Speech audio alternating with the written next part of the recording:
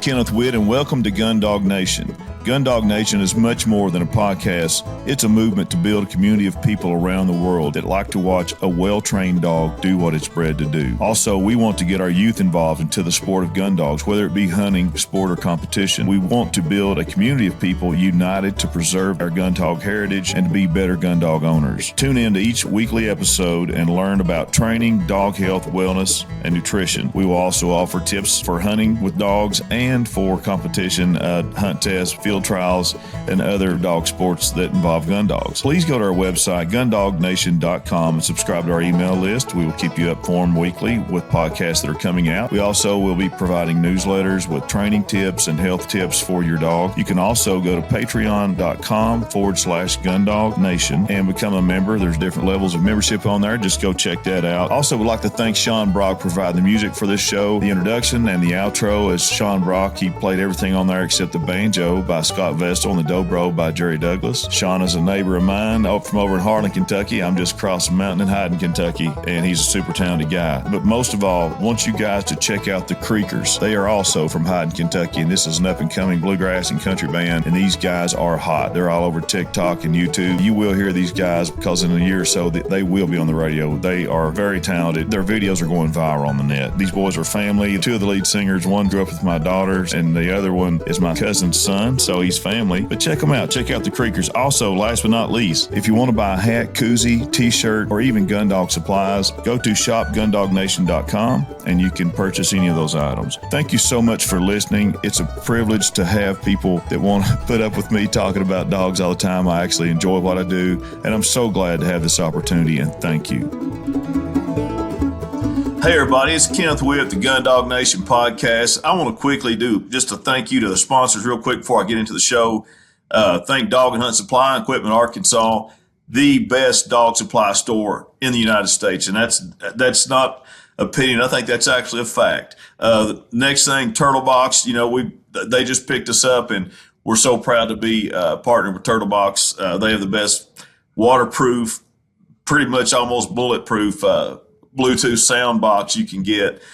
Cable Gangs in Louisiana, they make real high quality USA made dog tie out systems. Purina Pro Plan, can't forget that. That's what I feed all my dogs with, and I got a bunch. Folicious, some friends of mine that they're now down in Houston. It's a husband and wife team that got pretty popular a year ago this month on Shark Tank, and now they're in Walmarts and HEBs. And then also Ducks Unlimited, that's one of our new partners too, and it's really nice to have them. Listen, this podcast is going to be a real fun one. I've known this man. Actually, I knew him before he knew me, and I've never had an NFL athlete on my show, especially one that's a Super Bowl winner. And we have a couple mutual friends, which is so odd. We'll talk about them briefly, but Ryan Tucker, I want you to please introduce yourself. It's an honor to have you on here, and thank you for taking time. Well, thanks for having me. I'm sure your audience might have been expecting someone else like Kurt Warner. Hey, who's Ryan Tucker? I'd rather have Ryan Tucker on my side than Kurt Warner. So Ryan, I got to tell you this, and you may not even remember this. So I met you, but you didn't know me at the time. I was working at Energen though, but I was doing CrossFit at Midland CrossFit there. Oh yeah, and you were there. This would have been late 14 into 15, and man, I've got to tell. I've told people this story before, but at that time you looked like you were still NFL ready. I mean, you were built and looked like you could play. And I mean that. But what amazed me is, as big as you are, I know you're around 6'6". Yeah. I've never seen a human being your size run that fast. It was amazing. I mean, I didn't know that was humanly possible. It defies the laws of physics. But now it just helped me explain, man, that's why people like that are pro athletes and people like me are not. But yeah, it was impressive, man. You could move. It was so crazy. And then later I think I was at the Rocky Mountain Elk Foundation, and I saw you there with your brother. And I was like, dang, man, these some big youngins. Um, but Ryan, I know you went to high school in Midland, Texas, but were you born in Midland? I was actually born in Lubbock. My family were cotton farmers, west of Lubbock, out around Morton, Levelland area. And I guess when I was, from there we kind of jumped around. Yeah. Now, I've got to talk about this, man, because I grew up watching the movie, and unfortunately, well, not I'm from Kentucky, you know that, I love Kentucky, but I grew up in a basketball state. But man, you grew up not only in Friday Night Lights, you participated in that kind of stuff. No, it was awesome. It was a culture, the community, everybody participated. It was just one of those things that you grew up in it, and this is just how life was, and you can read the book and it wasn't far off. I know they have to put some stuff in there to keep it entertaining, but I mean, it was a legitimate business, man. I mean, that's all we dreamt about was playing and winning and, beating Permian. That was like, the big meat on the stick, man. That's just, that's what we dreamed of. Well, I never had that opportunity because when I was there, we lost to them, but they were also national champions one of the years I was there. They made a slick run of everybody, but we lost to them 14-7 in the quarterfinals at Jones Stadium, and the place was packed. I mean, you can imagine these high school games now, but out in West Texas, you go and Jones Stadium's completely packed to watch us and Permian play in the quarterfinals. It was cool. Ryan, I moved to Midland. I transferred there with Shello in December of 2012. And I'll never forget, I was out there by Grande Stadium. I just got into town, and I just assumed that was a college stadium. Yeah, right. and then Shell put us up in these apartments temporarily till we could get a house. And you know how hard it was then to get a house in Midland. It's crazy. Yeah. And I lived in these apartments real close to the Permian Stadium. And right. I drove out there because I'd seen the movie, and then when football season came around that next fall, because I moved there, it was over. I drove by a game. I never got to witness one, but I just never seen anything like it, man. It's everything they talk about and more, isn't it? Yeah, man, it's super cool. And I think lately it's lost a little steam. Just because back then the districts were a little different, and our whole area played each other, from San Angelo, Odessa, Midland, Abilene. We're all kind of right, in that deal. Now they kind of broken everybody up. But, yeah, man, it was, if you were going to go and win in West Texas, you usually had a pretty good shot to run in the playoffs. Now, I know your pro career, you were offensive tackle, correct? Yes. Mm-hmm. Now, in high school, I assume a guy your size, did you play both ways? What did you play in high school? I played tight end. I was tight end and H-back in high school. Yeah, so I was skinny. And I played basketball, and then I was a horrible track athlete, but I was on the team. I was there for emotional support with my buddies, but I was a bad track athlete. But I played all the sports. Did you play basketball all 4 years? I played 3 because I laid out my junior year thinking I was just going to play football. And then my senior year, Coach John House, rest his soul, he came and was like, "Hey, man, I don't care if you score a point. Just get rebounds for us." And I was like, "No, I don't want to." He goes, "Come on, just do it. You don't have to score. Just get rebounds and dish it out and run." I was like, "All right." Well, we end up we won district that year and beat Abilene Cooper, who had Andre Patterson, who ended up going to Indiana. I mean, he was just big stud. And anyway, some cool memories of all the sports that I was able to play. And, played a lot of soccer, if you believe that. I was a goalkeeper forever. From the time I was 5 years old till I was a sophomore in high school, did spring and fall ball. And then my mom had me and my brother in every sport just to keep us away from her house and out of trouble. Well, it worked, right? I don't know. Yeah, kept us away from the house. We still found a little trouble out there. It's just Now, how far apart are you and your brother? 18 months. Oh, wow. Okay. Yeah, we're pretty close. We're still real close. Yeah. So we, talk to him as much as we can. And then he lives 10 minutes from me right here. I moved out here to be next to him. And anyway, after high school, I know you probably received several offers, but you went to TCU. I did. Yeah. I was highly recruited out of high school, and I was a real naive young man. Back then we didn't have social media. We didn't have all the stuff that these guys have today. And I'd only been out of Texas twice in my life, and that was to run to Acuna, Yeah. Or, we'd tell our mom we're going to spend that at Tony's house. We'd jump in the truck and run down to Mexico and that's the only other time I've been out of Texas until the recruiting process started. And UCLA flew me, and I don't know what they do anymore. Now they can do anything, but flew me and my parents out to watch USC and UCLA play in the Rose Bowl. Oh, wow. I was right there.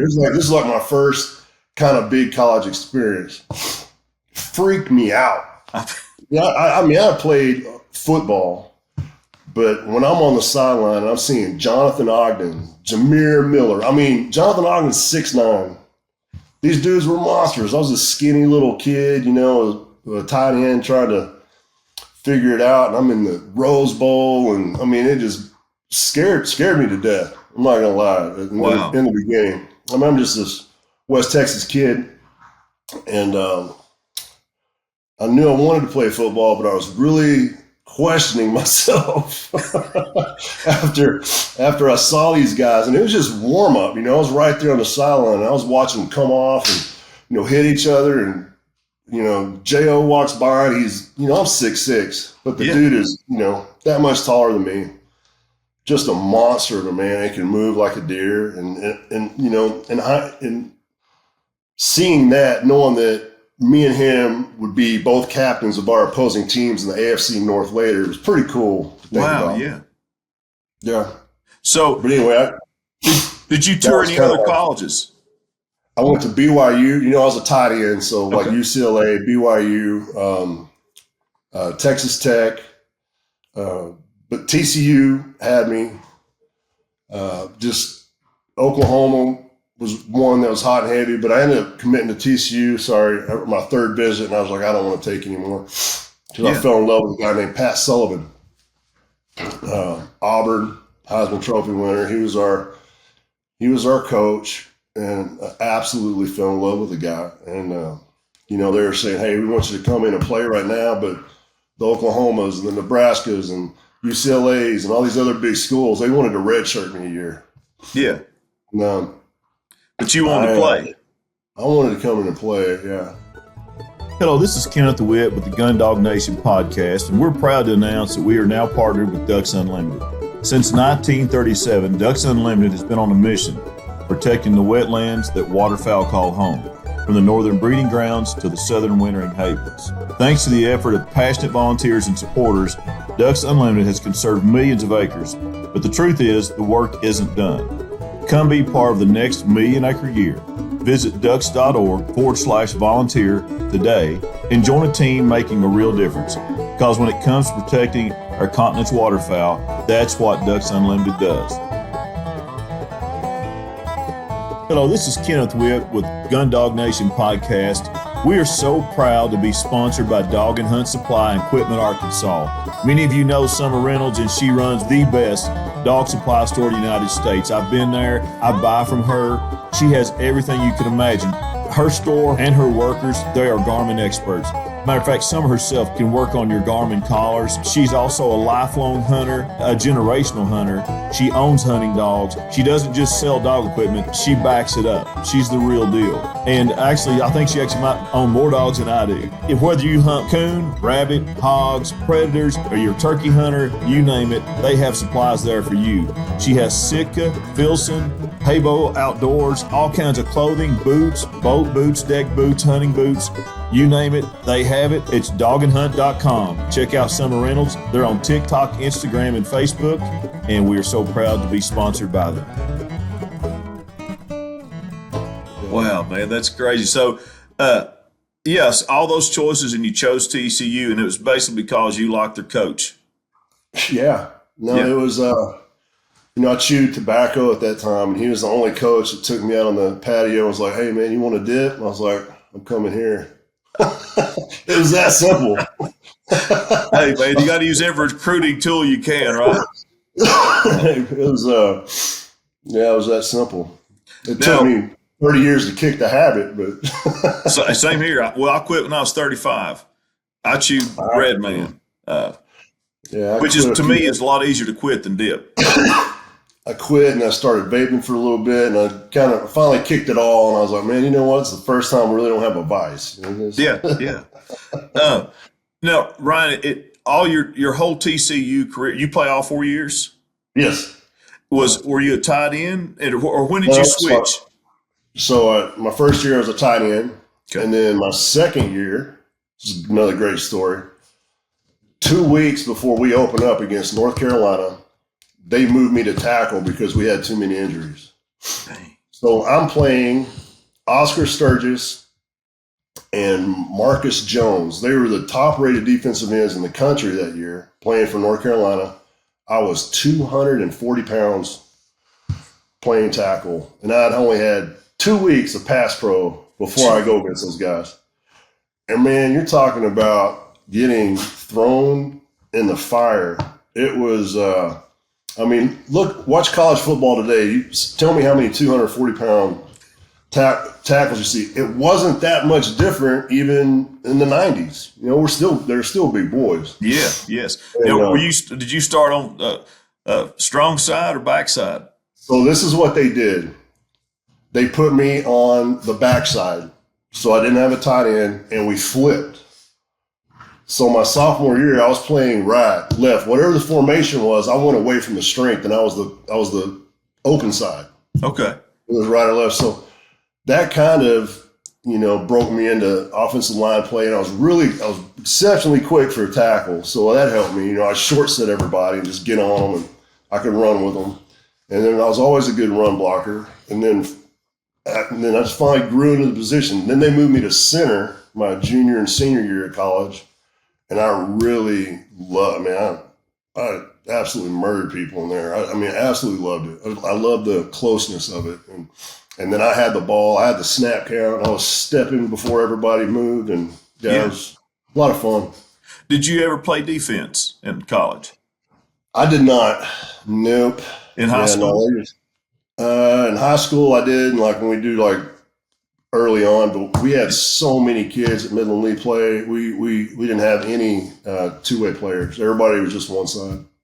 In high school, did you ever dream you'd be an offensive tackle? No. That's wild. Not at all. I really didn't like to get hit. Yeah. I was trying to run away from it. Yeah. Well, I was a cheap shot artist out there. I would do the cracks where they wouldn't see me coming, and I enjoyed that. But hand-to-hand combat was not something that I dreamt of. Yeah. And finally, I just grew into it. Did you do any other sports that helped you? Did you do jiu-jitsu or anything like that? I didn't have time. Okay. If I wasn't doing the basketball or the track, I was lifting weights. It's kind of mandatory that we train like that. And now, is your brother Rex? Is he also your height, or y'all? Which one's the tallest? Yeah. Okay. Yeah, he's the same height as me. Now, where did he go to college? He went to A&M. Okay. He's an Aggie, and it's a tough thing for me to swallow, but I'll deal with it. I pulled for him this year, man. I was excited. Yeah. For the Aggies, man. They had a heck of a year, and I'm an avid football fan. I'll just tell you this: so college, pro, I love it all, and even some high school stuff. I still try to follow. And my father-in-law is an old retired Texas high school football coach, and so we get a big dose of it. Nice. High school stuff every time we visit. But now I know you got daughters and sons, correct? Man, I got so I have 4 of my own and then 3 step. So I have of my own, I have boy, girl. Me too. And then my step, they're all daughters, girl. Oh yeah. Yeah. Now, did your boys play football? They did. They played in high school. Okay. And then they just didn't have it. Yeah. I don't know what to say, man. Football is one of those games, and I always told them I wasn't the dad that made them go to football camps all summer. I wasn't the guy who, was on their back making them lift weights and run. I was like, hey, man, you're either going to want to do this yourself, or I'm not going to force it on you. But we did some other cool stuff. Like when they were little, we raced go-karts all over the East Coast and got them into bass fishing, or we did some other cool things that weren't just football gave me the opportunity to give them some cool opportunities. I guess is what I'm saying, and some options that I didn't have growing up. Ryan, I'm the same way. Like my family, I'm a 3rd generation musician. From East Kentucky. Yeah, that's brother. common. But I never pushed music on my kids. I have 3 of them can play an instrument, but only one of them, my youngest son, who's at Kentucky, University of Kentucky, like plays regularly. But I've got nephew that's very talented. My brothers are. I'm the least talented one in the family. But anyway, but I never pushed it on them. Pretty high bar, bro. yeah. My brothers are pretty daggone talented. And I was a banjo player. I knew I had to get a real job or I'd starve to death. You couldn't pick up girls playing a banjo. I learned that. But, anyway, so Ryan, tell me what it's like to actually be involved and participate in the NFL draft. Oh, it sucked because, you hear all these agents and people saying, yeah, you're going to be in the 1st round and, feeding you candy and telling you lies and all that stuff. But anyway, I got in some trouble in college and, that hurt it. And then I tore my ACL right before the Senior Bowl when I was training going to my senior year. So I went from a first round, first day guy to being taken off people's boards completely, which is, it is what it is. But I ended up being drafted in the 4th round, and Dick Vermeil drafted me and with the Rams. And, man, it was awesome. He gave me a shot, and from there, it was just year by year by year by year, just kind of figuring it out and trying to make it. And then all of a sudden, it's kind of like playing racquetball. You're not running all over the court. You kind of figure out how to do it, and it's a lot smoother. Ryan, I was told one time, and actually, you and I both know Tim Couch. He's from my hometown, and we're actually distant related, but we all grew up together. He's young. He's quite a bit younger than me. He's my brother's age, 7 years. Yeah. But I was always told that the difference between high school and college is speed. And then, and then from college to NFL, it's just speed, even faster. It's a bigger jump going from college to pros than it was for me to go to high school to college. Wow. Do you think it's because you went to such a good high school program? Probably. I played with the big boys, and we had a big team. And I mean, in high school, I remember our coach scheduled University of Chihuahua. We played Mexico. They started a football program, and they did some kind of, our coach, no one would play us. So they bust in University of Chihuahua. They had a program for 3 or 4 years. We were driving up on the bus, and guys were sitting on water coolers smoking cigarettes. That's hilarious. Was it in Mexico? No, they came to Midland and played. Okay. We beat the crap out of them. It was funny, but yeah, they were grown men. I mean, like, we were 16, 17 years old, and they're 30. Oh, I bet they dreaded that. So now when you went to the Rams, was Kurt Warner quarterback at that time? No. So Tony Banks was originally. He was a Michigan State guy, and we were a horrible team. And I was on the PUP list because I tore my ACL. Okay. So I came in and I wasn't playing right away. At that time, they had me playing guard. They moved me down to guard.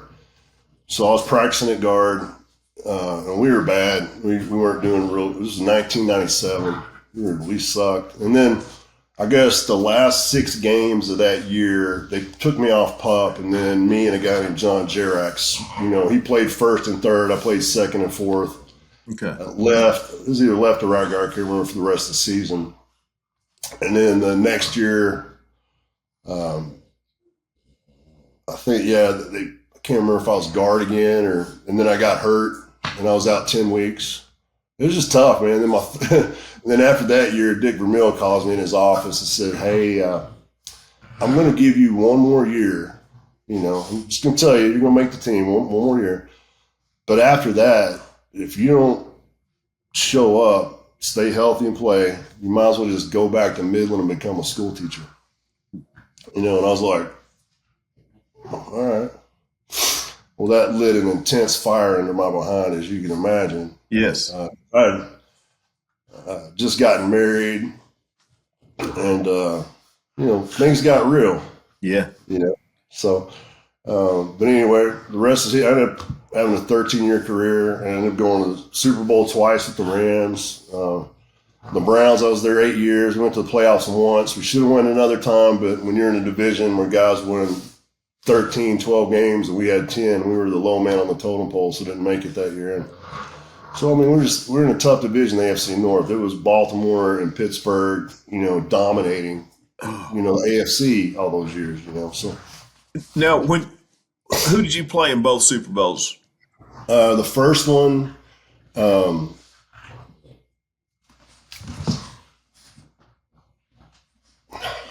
sorry about that. Yes. The first one was Tennessee Titans. Okay.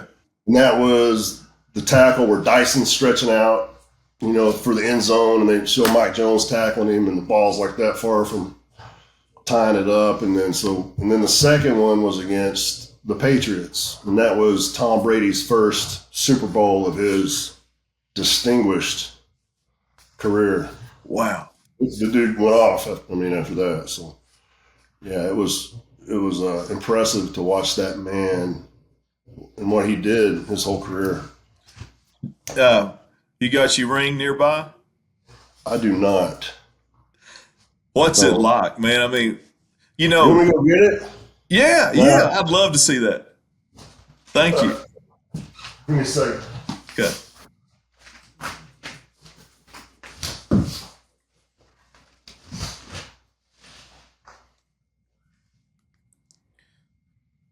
Hey, y'all, while we're waiting here on Ryan to come back, man, it's just so amazing to talk to a guy. He and I got to meet, probably around 2015 and kind of became friends with. He's just such a wonderful person. But, yeah, here he comes back to that ring. This is pretty cool. If you hear a bunch of grunting, it's my little Frenchie. I could tell. I saw that big man eater. Oh, man, that is something. You see that? Ryan, tell me what that's like. I've never even seen a Super Bowl except on TV. It's you can't describe it. Yeah, that's the pinnacle of what I worked for my whole life, and the team did, and you finally you're there. Wow. And it's the top of the top, and yeah, it was awesome. But when you're there, you take it in for a little bit, and then you have to realize, hey, I got to go play. And you just kind of take it as you would your normal preparation week, and try to focus that way instead of making it bigger. I don't want to say bigger than it really is. It's going to be bigger, but you want to kind of train that way. If that makes sense. You don't want to go in there and freak out, be like, oh my God, this So you got to take it like you can. Now, Kurt Warner was the quarterback on that Super Bowl win, right? Yeah. Okay. Yeah. So, y'all seen the movie. It's all true. Yeah. The guy's an amazing person. He's the real deal, man. What you see is what you get. And, he was a third stringer bubble guy, barely making it to being a MVP Super Bowl champion in a year. And I mean, he went from being able to go to the grocery store to not even be out in public. I mean, just like that. And his wife, Brenda, and his family, and it just, it's all good for them. Yeah. But again, he turned into a superstar overnight. Ron, what makes him different in your opinion? You've practiced with the guy. What makes Kurt different from others in your opinion? His preparation was, I can't say different because everybody at that level gives everything they have. Kurt, the guys that separate themselves have something intuitive, instinctive. They get it, and it's not just targets and angles. It's just seeing something, processing things super fast. It's not normal how fast they can process. It's like, and they know where to go. Can't imagine. It's not like you have time to sit and to diagnose the problem and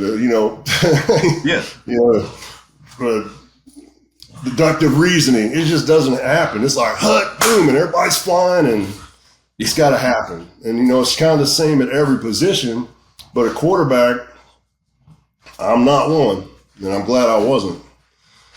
I can't imagine, but that was a great description you just gave, because I played high school football, and it's nowhere near that. I mean, yeah, you really helped me put that perspective of what you guys do. When you went now was Tim Couch gone from the Browns when you got there, or was he still at the Browns? No, he was there. Okay, he was there. Yeah, no, Tim, he was there, and he had some good years, man. Yes, him being the first pick overall with the Browns, and I loved him. I think I walked by his locker one day, and I see a can of WD-40 in his locker. I'm like, Tammy, what are you doing WD-40? He goes, oh, man, you rubbed that on your joints. That's definitely Eastern Kentucky right there. I was like, what? He goes, yeah, man, it takes the soreness out. I was like, oh. Anyway, that's my Tim Couch story. Actually, he and his brother Greg are trying to get on my podcast, but they're good people, man. His grandmother and my great aunt and my grandmother, they were all big friends, and they were cousins, but they taught school together, and his grandma taught school beside my great aunt. Their classrooms beside of each other. But man, she could cook. She was a cook, and they cooked big meals on Sunday. And oh man, but he grew up from his mother and dad were just great people. His dad and my dad were a lot alike, had a lot of the same habits, and they had a good time. Yeah, I enjoyed my time with him. I will.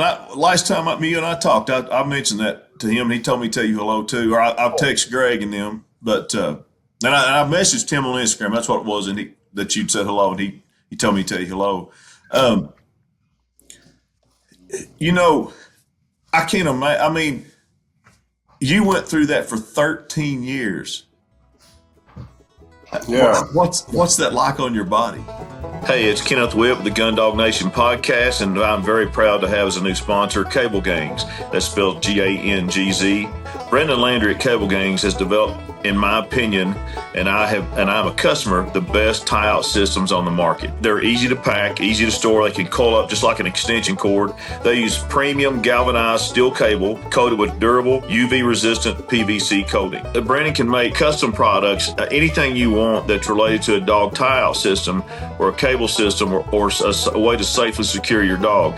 They've even made a system that works with a bicycle, so you can go and exercise your bicycles and have your dog running along with you. It would be impossible for me to describe to you all the different custom applications they have, so just go to their website at cablegangs.com and check it out. But also, they make dog tie-outs, a way to safely secure your dog if you're at a field trial, a hunt test, coonhound competition, whatever that might be, beagles. These guys make the best product on the market. Check it out for yourself, cablegangs.com.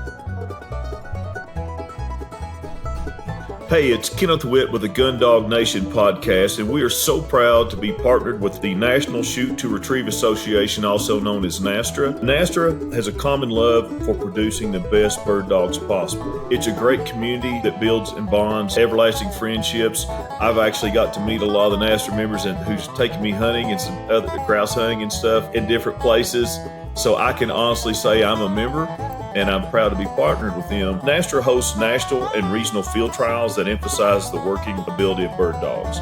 They have been around for over 50 years. There's a reason that NASTRA has been around that long. Please check them out at www.nstra.org and belong and support your local NASTRA club. They do have national and regional events, and it's a good place to help learn to be a better dog trainer, a better dog owner, and to compete with your bird dog. Thank you. It's terrible on your body. It's absolutely terrible. I've torn and broke about everything you can. And, I broke my hip is what ended my career. I pushed my femur through that acetabulum, fractured and shattered, so I had to go in and get a plate and some screws to rebuild that. But that's kind of what took me out. Okay. But it's a tough game. It's not for everybody. Yeah. So, I mean, a lot of people sit back and are like, yeah, I could have went pro or whatever. I was like, well, once you got there, would you really want to do it? I mean, it's scary. And then second, on top of that, you get the piss beat out of you all the time. And it's like, and it takes a special person to get ready to fight every day. And offense, defensive lineman, that's what you do. You're hand-to-hand combat all day long, every day. And it's intense, Yeah, every time that ball snap, man, it's on, isn't it? And in practice, it's not just game day. Practice, people are flying on full speed. And, once you, like I was saying, it's kind of like, I use racquetball kind of as an analogy, because once you start playing a racquetball, you can't do it. You play with somebody that's good at it, and they'll just kill you. They hardly breathe. Yes. NFL is a lot like that. Once you figure out the movements and the steps and what really kind of your area, it slows way down for you as an individual. But when you're young, it's like, what was that? And to me, Ryan, I would assume, like somebody like me watching it on TV, you can't. They make it look so easy, but these quarterbacks make it look so easy and all the movement. But I can't imagine doing that. And that's what I was saying. I mean, they're so good at it. They know their space. Every movement's precise. There's no wasted movement, And once you get that way, you get on the field. And they don't put people out there that aren't that way. You're scatterbrained. You're doing a bunch. You don't make it. So everybody, regardless of their record, when they step on that grass on the NFL, they are a really good football player. It doesn't, whatever string, if they're on the field, they're the best of the best. Of all your college and pro career, who's the most talented player you've ever seen on the field and witnessed? Oh man, I have played with some greats, man. I'm talking Hall of Fame. Just off that Rams team alone, we had Kurt Warner, Marshall Faulk, Isaac Bruce, Torrey Holt, Kevin Carter, DeMarco Farr on the defense. I mean, we had all kinds of talent. There's probably 3 or 4 Hall of Famers just off that St. Louis Rams team. Now the LA Rams. Yes. Cleveland, the list is long too. I mean, I played with 76 different quarterbacks, so a handful of them. Wow. It was a bunch of quarterbacks we went through, but we had Jeff Garcia, we had Tim Couch, we had Holcomb, we had Anderson, just to name a few. I can't remember all of them. Charlie Fry was one, the guy at Ohio that really nobody knew coming in, but he started for us a little bit. Courtney Brown, first pick overall out of Penn State, absolute freak. He was on the Browns. Big money. Guy from Miami, defensive line. Kennard Lane. And I'd be I have to, and Joe Thomas, one of the best offensive tackles to ever play the game. So I went from Orlando Pace at St. Louis, who's Hall of Fame. And I was like, finally, I'm going to go play somewhere where the coaches aren't like, watch Orlando do it. Yeah. Well, I was there for a little bit, and then they draft this guy, Joe Thomas, out of Wisconsin. And he turns out to be a 12-time Pro Bowler and a Hall of Famer. So, yeah, I mean, I played with so many. Yeah. And I played against, Reggie White. That guy, Minister of Defense, Julius Peppers. Yes. One of the scariest human beings I've ever played against. The guy's 6'7", 290 plus pounds, and ran a 4.6 40, like a legit. At 290 and 6'7". Yeah. Yeah. Yeah, try to go backwards and stop that from getting to a quarterback and making $18 million a year. Who was the hardest guy you ever blocked, Ryan? But I did. It's fun, man. That's what I did. Who was the hardest person you ever had to block? Yeah, Julius Peppers. Okay. And then, yeah, hands down, because the dude was so fast and big. Yeah. There were a lot of fast guys. Yeah. You had, I think the guy's name was Burgess for Oakland. He was a Pro Bowler, super fast. The guy opposite of Freeney at the Colts.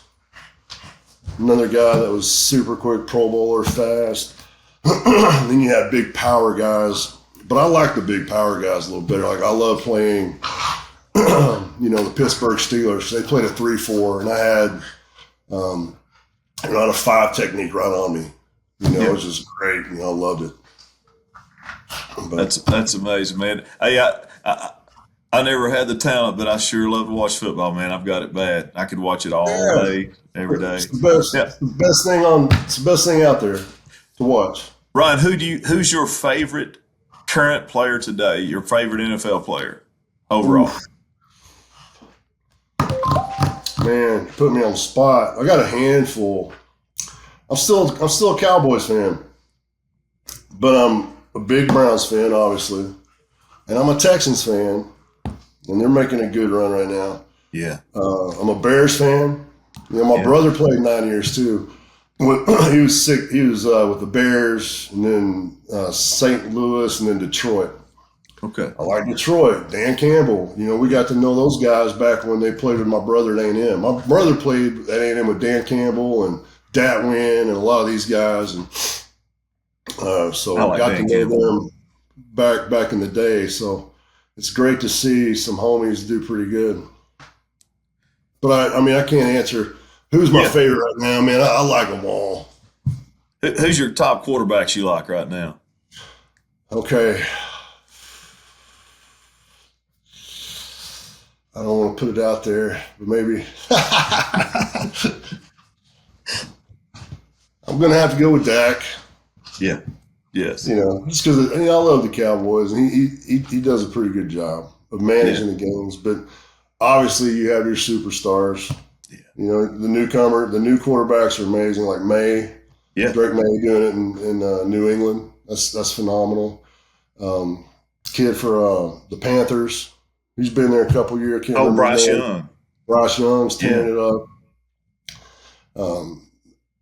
I can't think right now, but it seems like the young guns right now are really doing really good. All of them. I'm a Baker Mayfield fan. Yeah. I love everything about him. Yeah. His story. Him. He's got a great story. But yeah, it's there's a lot of great ones. And there's a lot. You're right, man. There's so many. I like watching Josh Allen. He's another competitor. I love the way he competes. Yeah. His passion for the game. You can feel it and see it. It's you could go around the league and the teams. There's more teams with promising and good ones than not at this day and age. I believe that. There's so many. Yeah, there's some that don't have the big household names yet, but man, most of these teams got guys, and Rodgers, what he's doing. The guy can play, man. He was 42 years old. Yes. If he comes back, he can do it. Yeah. You Yeah, I followed him a lot this year. I watched a lot of his games. I watched when they lost the other night. Man, I hated it because, I've always had a lot of respect for Tomlin too. Yeah. He's just a cool dude. So it's kind of sad to watch that game end for those guys. Yeah, Tomlin, that surprised me. I mean, it did and didn't when he stepped down. And I watched some stuff this morning where Rooney was saying that he was planning on doing another coming back with him the next year. Yeah. So it was a real deal that he stepped down. It wasn't one of these things where, hey, you have a choice. You know what I'm saying? Yeah. He actually, it wasn't arranged right. He just, and he'll get a job somewhere if he wants one in a second. Hopefully he takes a couple years off and maybe does some media stuff. Yeah. Because that's just what they do right now. Yeah. They go right into doing color for the games. Sean Payton did that, didn't he? I think. Yeah, man. Payton's a great coach, and with the coaches, the coaching carousel going on right now. I heard Harbaugh's close with the Giants, doing that deal, and Cleveland needs another one. Yeah, there's a lot of teams out there that are looking for coaches. Ryan, I learned something about you before we got started that I didn't know, and now I know you're a really brave man. Probably the bravest thing you've ever done is have a radio show in Cleveland. It was brutal. Tell us about that. Absolutely. And it was a call-in radio show, and these fans are it's worse than Philly, isn't it? Like for fans. Man, it's probably right there, about the same. Very passionate fans that want to know why we can't win. Yeah. Ooh. Hey, I promise I'm doing my best. Yeah. But yeah, it was a fun 2 years. They let me bring in a player guest each week, so I'd pick a guy and bring him in. We had a lot of fun on the show. And then I got into some TV stuff. That was a little different. I was doing pre- and post-game stuff with a guy named Dave Chudzinski. Yeah. Dave Chudzinski there in Cleveland, sorry. And wasn't a big fan of that. I didn't like to get suited up, and I had to keep a towel in my lap because of the lights. I'm a big guy, so I'd sweat. So I have to watch the teleprompters when they go off me. I'm like, mopping off and getting ready to get the next question. But that's fun. And you did that for 2 years. I did the radio for 2 years. The Dave thing, I think I did that for 2 years. It's called Tucker Time. Don't look it up. It's horrible. Hopefully there's nothing out there. I haven't ever tried to watch an episode. I was that bad. So now, I also know that I'm pretty sure I know that you've coached too, haven't you? Yeah, I coached at Midland Christian. Okay. I did that for 5 years, and we won 2 state championships out of that 5 years. It was a lot of fun. I didn't know that. Yeah, it's TAPS, private school there, but we had some really good competition. A lot of it was fun, man. We had some good kids, and we won 2 state championships out of that 5 years. And then, I kind of we're doing some other side things that got really too busy for me to keep coaching. Are you still involved in sports at all? I am retired. Nice. Congratulations.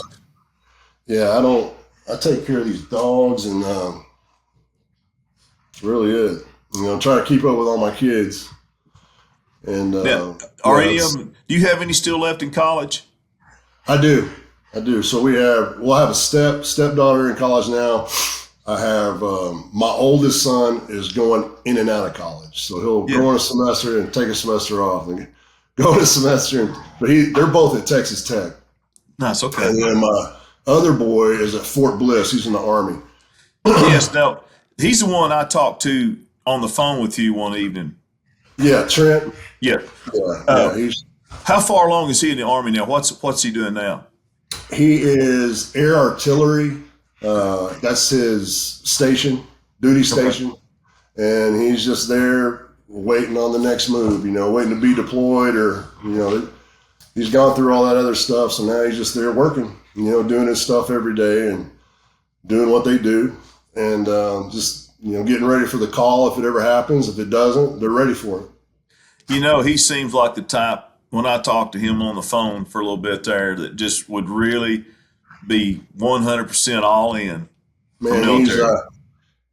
It fits him. That lifestyle is really what he needed. Yeah. You know. Oh yeah. We all. Yeah.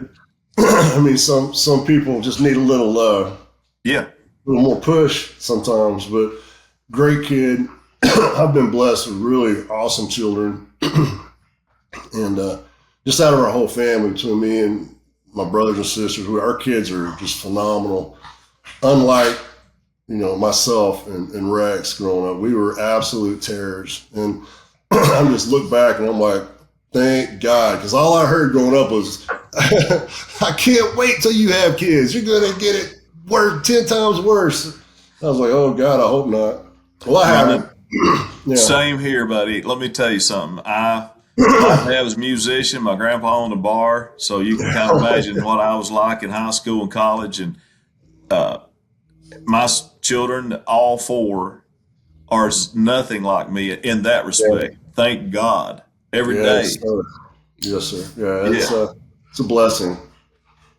So, I was actually, I don't say this out loud, I've never probably said it on this show, I was actually raised in bars. My dad played clubs, my grandpa owned a huge, not just a tiny bar, it was the largest bar in Lexington, Kentucky. And, Hank Jr. played there. I mean, it was in the late 70s. And, I was exposed to that as a child. So, anyway. Good. Well, you turned out all right. You and I are very blessed fathers. We are. Thank God. Yeah. Now,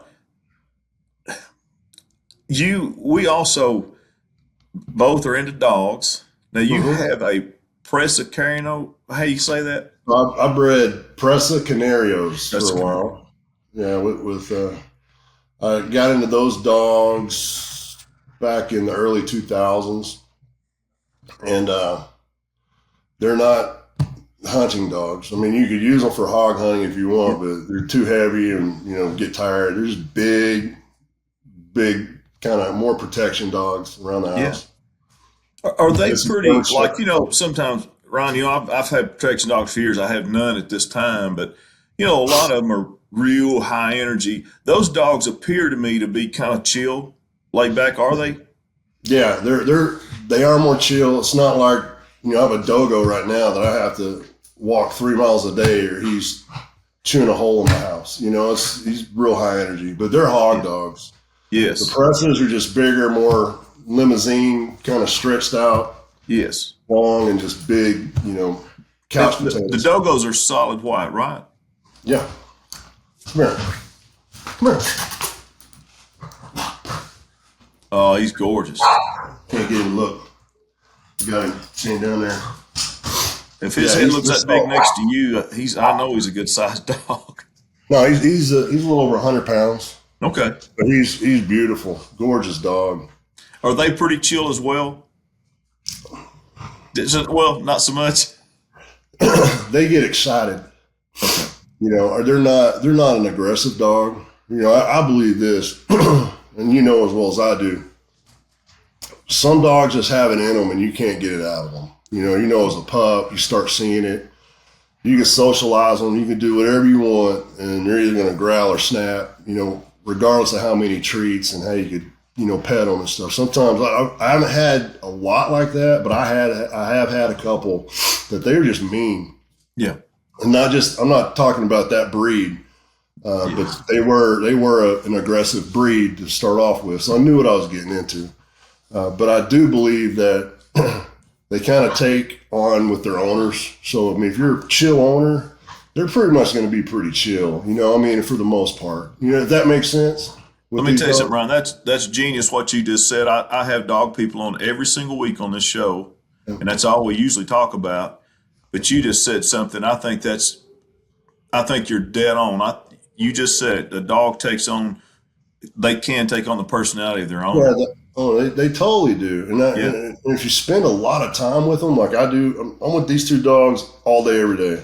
Yes. It's, they do. They figure you out. They know, they're smart. They know how they know how to survive and not get a broomstick to the rear end.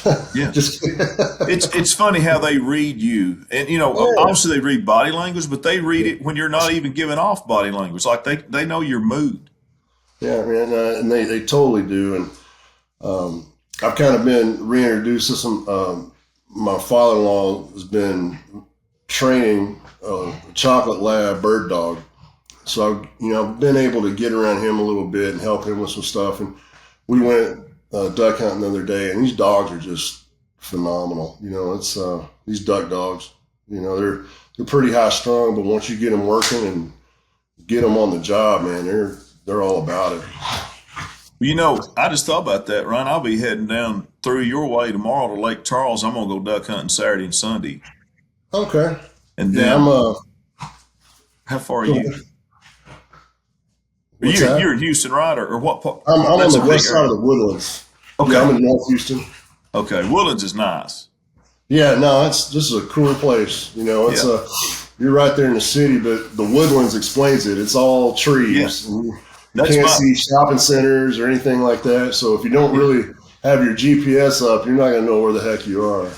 Yeah, I work for a company that was based down there, and I'm not a big city guy. I grew up in Hyden, Kentucky, but I can handle the Woodlands. That's all right. Yeah, no, it feels like you're in the country. Yeah, but it's a nice place. We like it. Now I know you. Even though you're retired, I know you still got a lot of things you take care of. But do you get to hunt much anymore, Ryan? I kind of took a break from it. Yeah.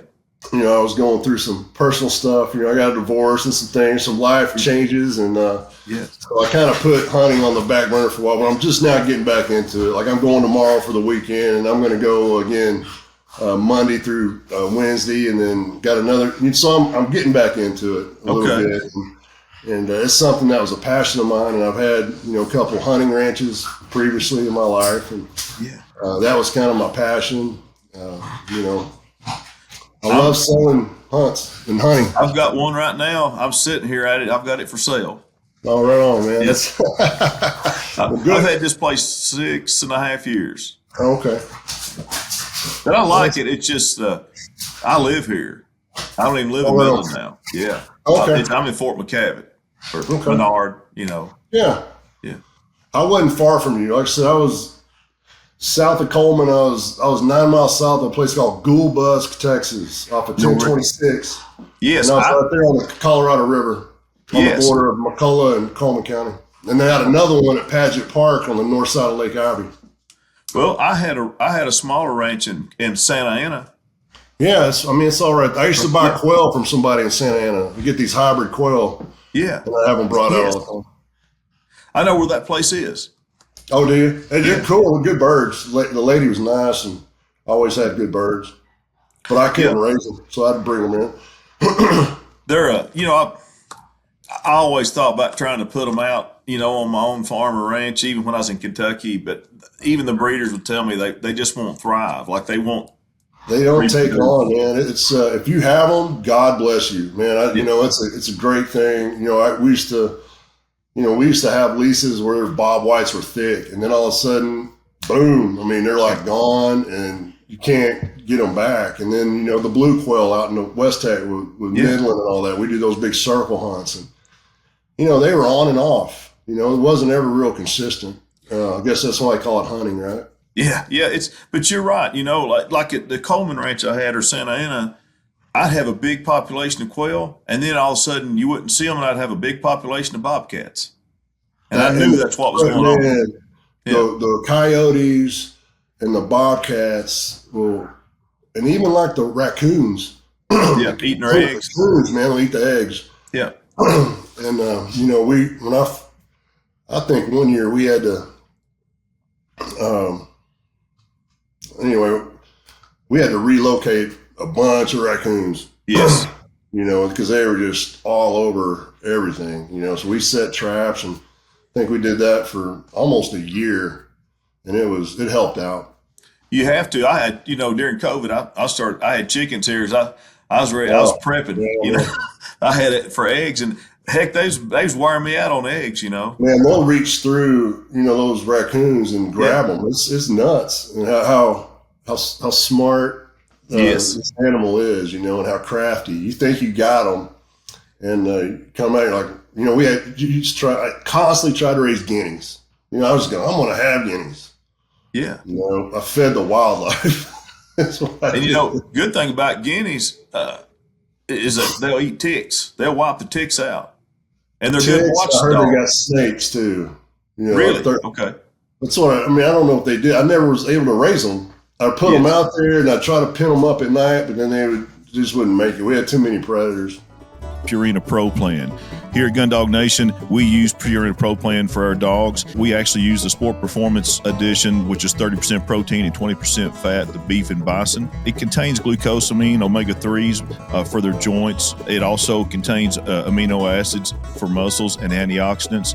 And it also has probiotics. It's guaranteed to have live probiotics in each serving. There's no artificial colors or flavors. We see the difference in our dogs. We see the difference in their coat, their performance, their endurance, and also in recovery. Be sure to use Purina Pro Plan dog food. The reputation speaks for itself. There's a reason that Purina has been around for such a long time. We suggest that you use it, and we are so proud to be sponsored by Purina Dog Food.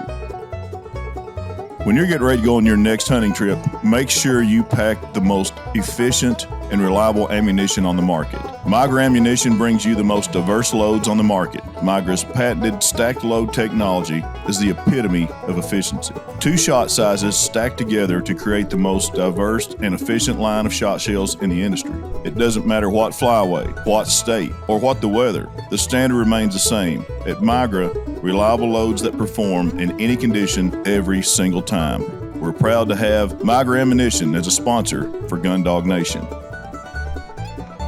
Hello, this is Kenneth Witt with Gun Dog Nation, and I've got to tell you guys about something that I've gotten hooked on lately.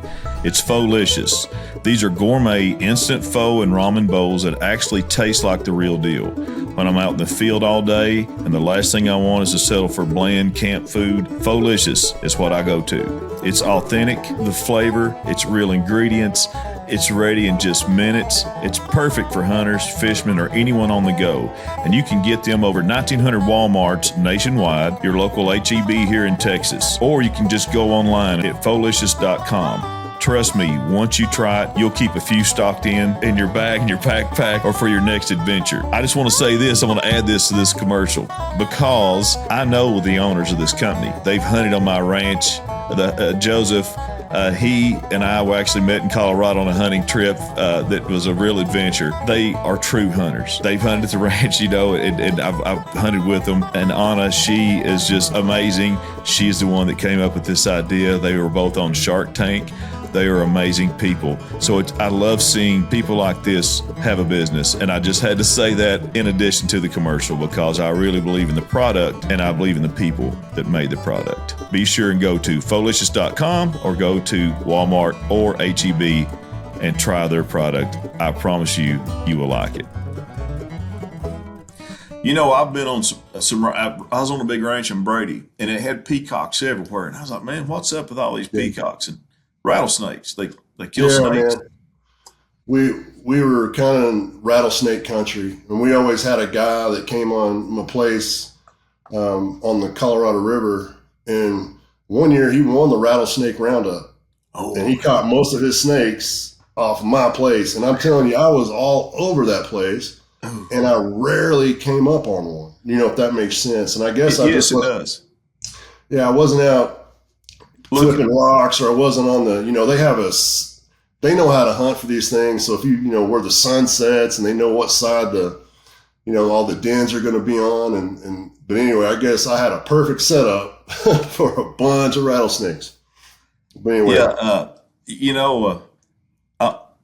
I don't think I'll ever love a snake. I'm not terrified of them, but I just don't like them. Yeah, I'm the same way. I'm not going to freak out, but they're not anything that I, I don't know if you had them at your ranch out there, but here it's so weird. Like I've never had a diamondback on this ranch. Every one of them are those prairie rattlers, those small ones. They're about. We had some hammers on my place. Okay. Absolute, Now Now we've got quite a bit of them. I mean, But you had big ginormous. diamondbacks. Yeah, I'm a rattlesnake's a rattlesnake to me, man. Well, it's just weird because when I saw them, they were different, and I finally asked my neighbor, and he said they're like some people call them a Mexican blacktail, Okay. but they're a prairie rattler, and they're about 3 foot, about full grown, and No, there's plenty. we had some Yeah. absolute hammers. Yeah, some giant ones. Like I had a fence crew come in, and they're putting in a high game fence, and they ate those rattlesnakes. And I went out there one time to check on them, and they had they had about 20 of these rattlers strung up, hanging, and I'm like, oh, and I mean, it was just when them digging out that path for that fence, they were just catching them left and right.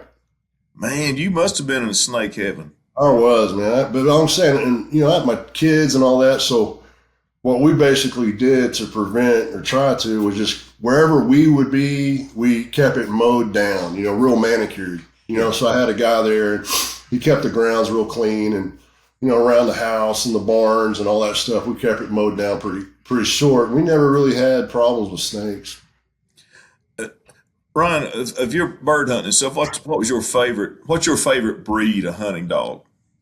So I was around, my stepdad had pointers, and then when we'd circle hunt, we'd have those big old labs.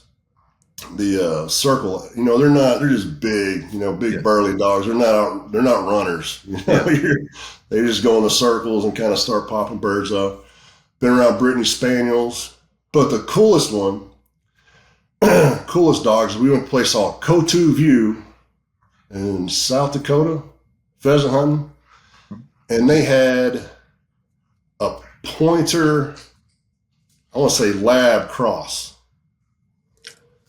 and it was a wild dog, man. I mean, these things ran like deer, and it was a pheasant deal. Mm-hmm. But that was probably the most impressed I've been with a group of dogs was on that pheasant hunt. There's a place called Cotu View. Okay. I couldn't spell it if you asked me. I've hunted all through there. I've seen that name. I know what you're talking about. We flew about. into Pier and then drove from there. It was just out there, South Dakota, but cool place. And they had these. One of them, I've never been around dogs like that, but they were I think they were lab pointer crosses. And they were smaller, but man, they could run, and they just good looking dog.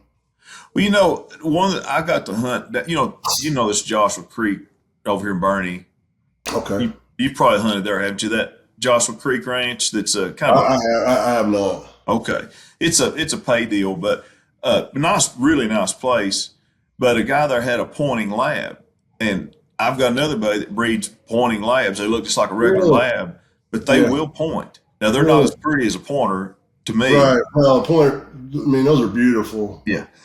I got a pointer here, and I've got a Brittany. They're both top notch. I love these two. I had some Brittany's, and when you double them and they both point on top of each other, it's just neat to watch them work, and you're walking through it's a fun deal, man. I enjoy it.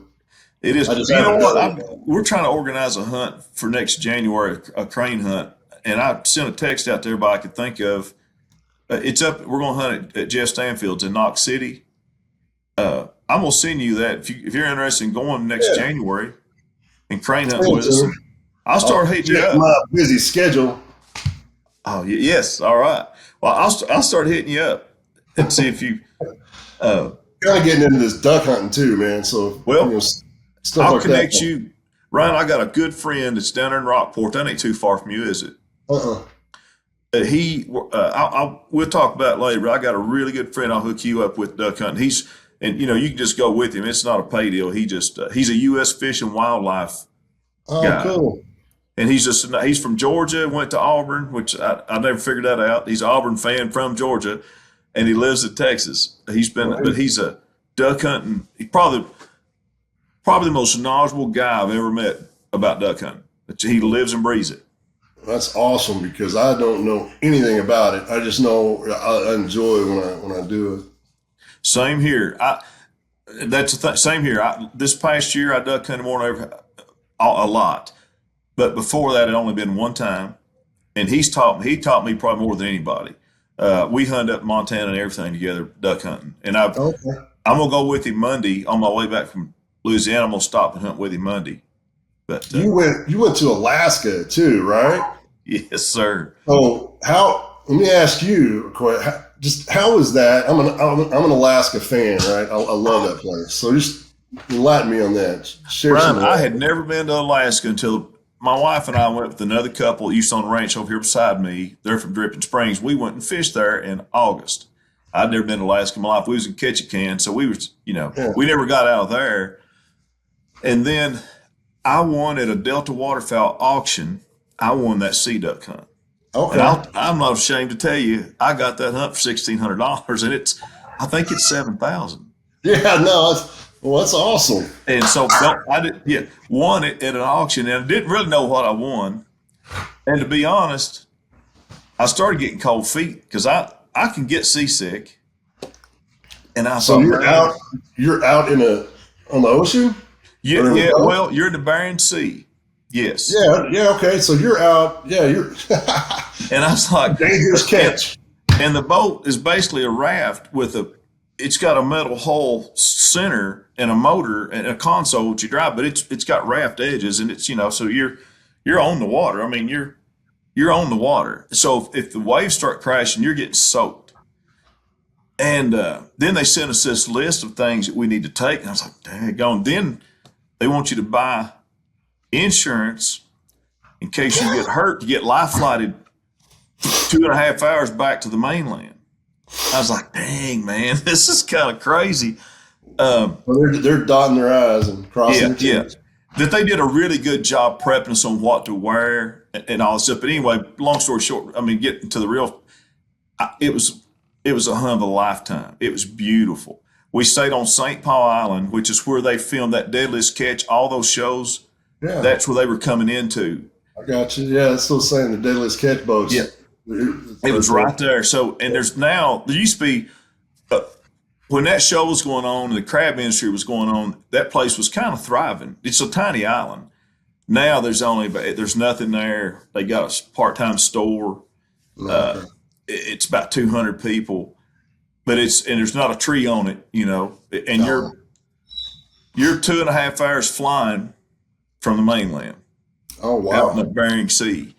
But what's crazy, Ryan, is it was on average every day, it would be 30 to 40, even one day 45 degrees warmer than Anchorage. Really?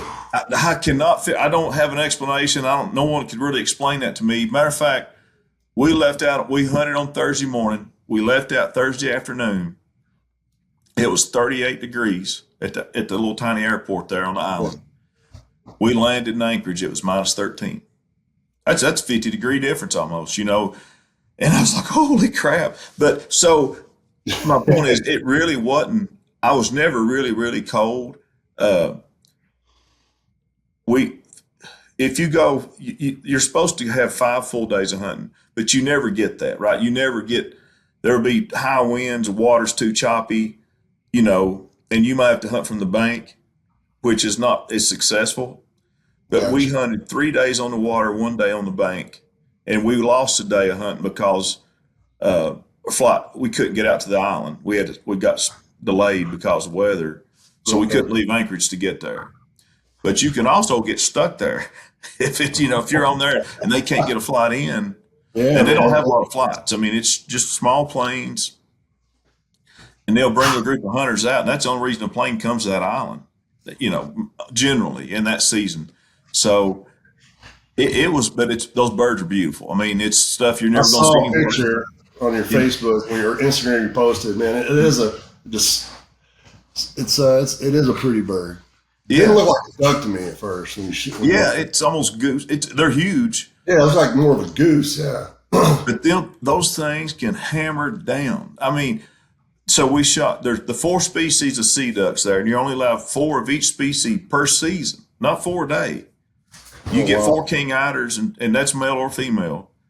So there was a king eider, the harlequin, the old squaw, which is also called a longtail, and And there they had a white-winged scoter, which I think it's the only place you can kill a white-winged scoter and the only place you can kill king eider, to my knowledge. And I'm not a duck expert.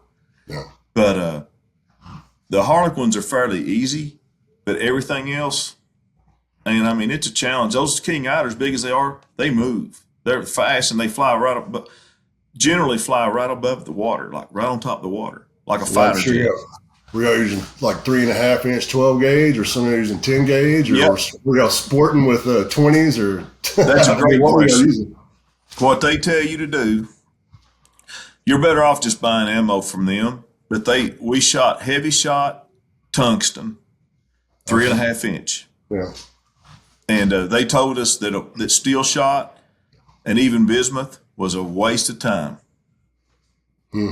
And those birds, and they also, on those eiders where they're the biggest, they told us when you shoot them and you hit it, keep shooting. Yeah. And, you're probably a really good sporting clay guy. I know you are. I did a lot of it, but I'm not really good. I did it, but I'm not. No, there are guys that are really good. I'm not. I'm not either. And you're probably a lot better than me. By the time I left there, I felt like I was improved shooting. And some of those guys helped me, because I hit an eider the first day, which is a really hard shot for me, and I nailed it. But the second day, I got 4 birds, but I probably missed 10.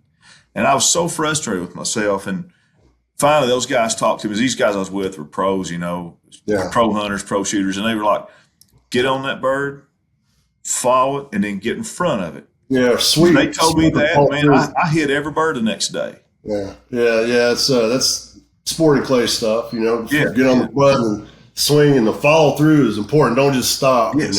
The follow through, and I would stop. Yeah. But good coaches. I shot a rifle in the military. I'm just used to aiming. I'm trying to aim. You can't aim. You've just got to look. You point. Yes. Anyway, you don't close out. We keep both eyes open. Yes. And the gun's fitted to you, so you just you sweep through it. Yes. Yes. It's a good coach teaching. I'm gonna shoot in the morning I'm gonna stop and shoot in the morning before I go in Louisiana. But I'm gonna spend this year doing 2 things. I get the total knee replacement in San Antonio with that lady. Yeah. Oh, you're going to the lady doc over there. Yeah. Joe Niederhofer went to her too. Yep. But anyway, a lot of people recommend her, and I figured you knew her, who she was. I was gonna use her, so I went through a process of about 3. I ended up staying here in Houston and going, but she didn't use my insurance was the main reason I didn't go to her. Well, I was afraid of this, Ryan, because I was told that sometimes I've heard that she'd only take cash. But I'm forcing it that she's taking me as a VA patient because I'm VA. Oh, okay. And I'm so thankful for that. I mean, listen, but anyway, I'm going, my first appointment's this month, and then I'll get scheduled for surgery. Change your life. That's what everybody tells me. I'm glad you told me. That makes me feel better. I got one a little over a year ago, and I mean, I was crippled. My legs started to fall out. The joint was compromised. It was awful. Just pain all the time. Yeah. It's like it's better than my other knee. And now, here in a couple of years, I want to get my right one done. But I figured that too. I didn't have the abuse you've had, but I did have a bunch of jumps and Army, and I think that's what started the beginning of the end of my knee. I've never had ACL, PCL. I only have arthritic issues, which is just as bad, really. Yeah, but the pain it's killing me, and I was hunting in Montana and all that this year, and I was dying. I'd come home and ice my knee down, go out and do it again.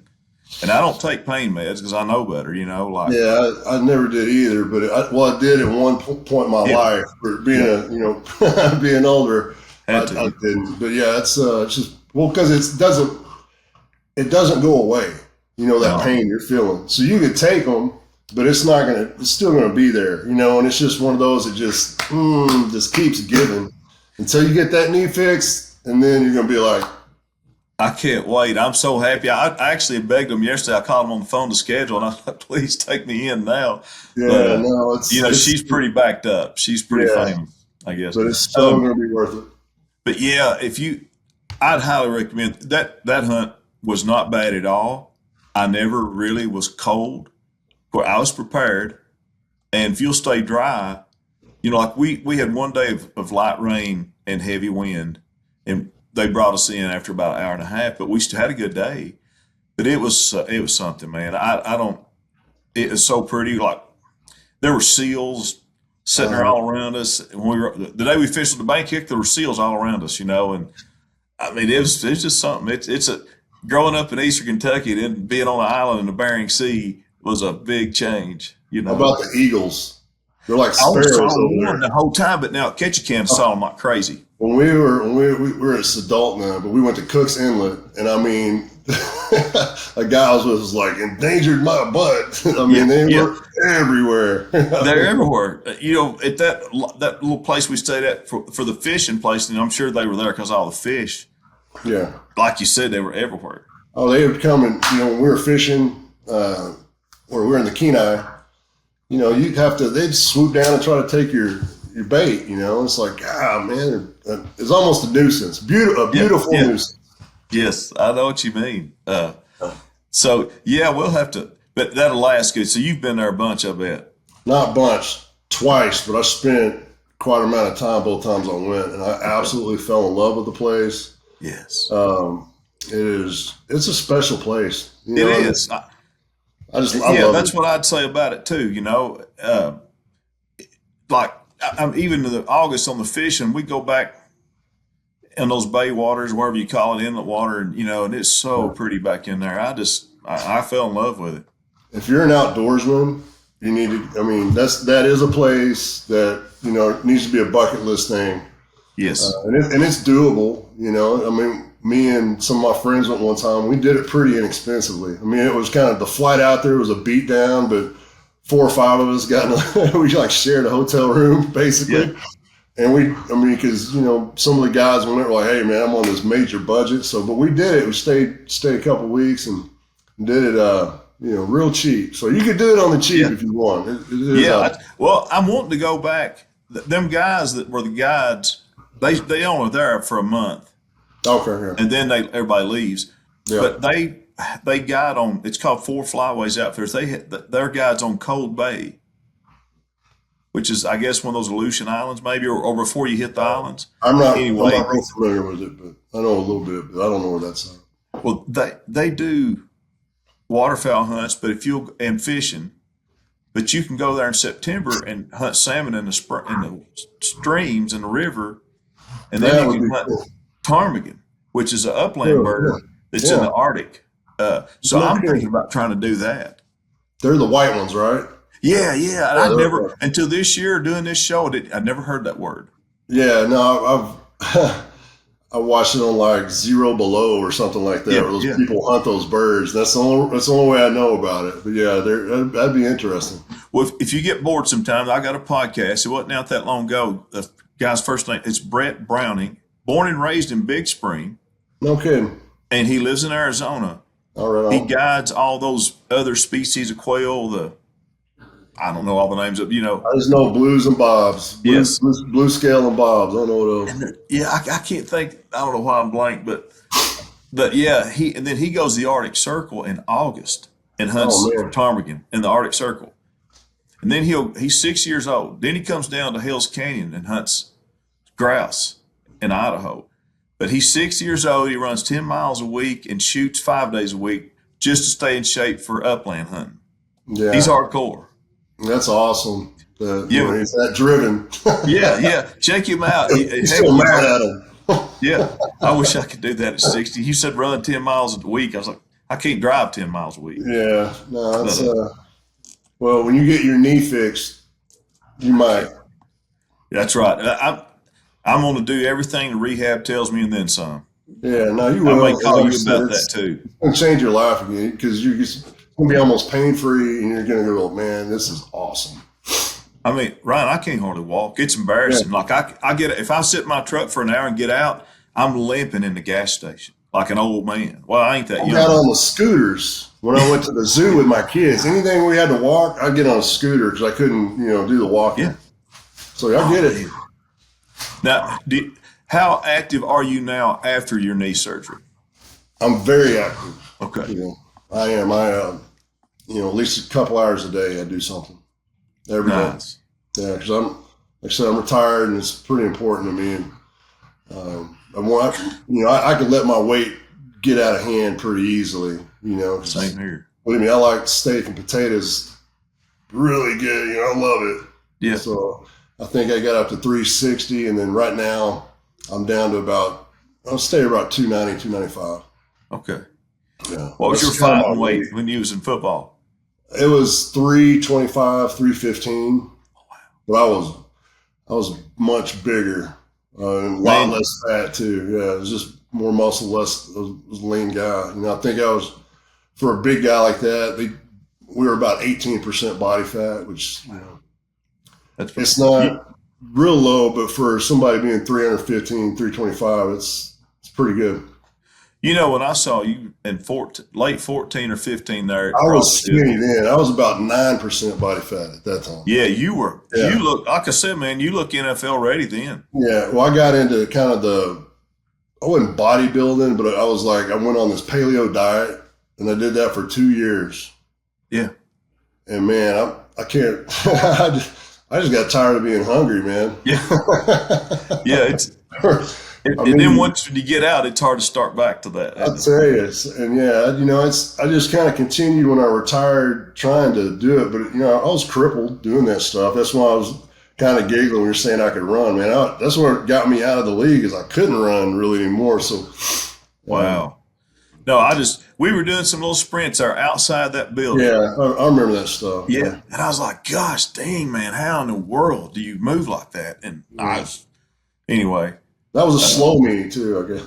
Yeah, that's what I figured. I figured you was a lot faster. You was probably about 38, 37, 36, something like that. Oh, yeah. Time.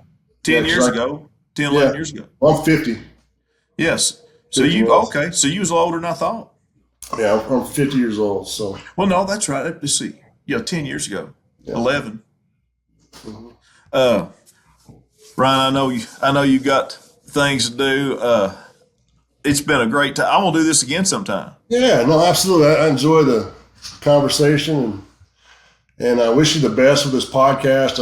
I saw a deal where your numbers are rising and doing good, and yeah, I want to tip my hat to you, man. You're a great host. You ask good questions. Thank you. And I know you as a person, and you're a stand-up man. So, I hope all the guys out there know what kind of dude you are, because, man, you really are a great guy. Man, that means a lot coming from you, because I've been a fan of yours a long time, and thank you. To accomplish what you've accomplished, Ryan, you're one of the most humble guys I ever met, and I mean that. I don't even know what to say. I think that's a West Texas mentality. From what it's just I was raised be humble, that kind of deal. And you just kind of. And I being from Eastern Kentucky and then moving to West Texas, been out here 14 years almost. I think that's it's a common theme I see out here. A lot of successful people that don't flaunt their success. They're just everyday folks, and I love that's one of the things I love about West Texas.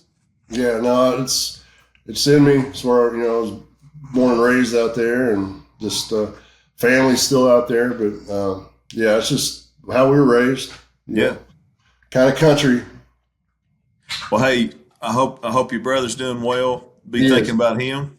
Yep, thank you. And if you need anything from me, you know how to get a hold of me. I sure do. And thank you. I'm gonna hit you up for some hunts now that you're back. Now that you come back to hunting. Now I'm back in it. So all right. We'll be careful, because I'll have you in trouble hunting. But it'll keep you out of trouble too. Yeah. Good. All right. All right. Ryan, thank you so much, brother. It's good seeing you. Okay. See ya. Hello, this is Kenneth Witt with Gundog Nation, and I'd like to encourage all you listeners and viewers on our YouTube channel to check out patreon.com/Gundog Nation. For $10 a month, you can become a member of our community, and we'll have access to lots of stuff. Mainly, we'll do a monthly forum, an open forum, where you can ask me anything Gundog related, and we'll learn from each other in the community. Should be a lot of fun each month. We will do that. So check it out, patreon.com/Gundog Nation.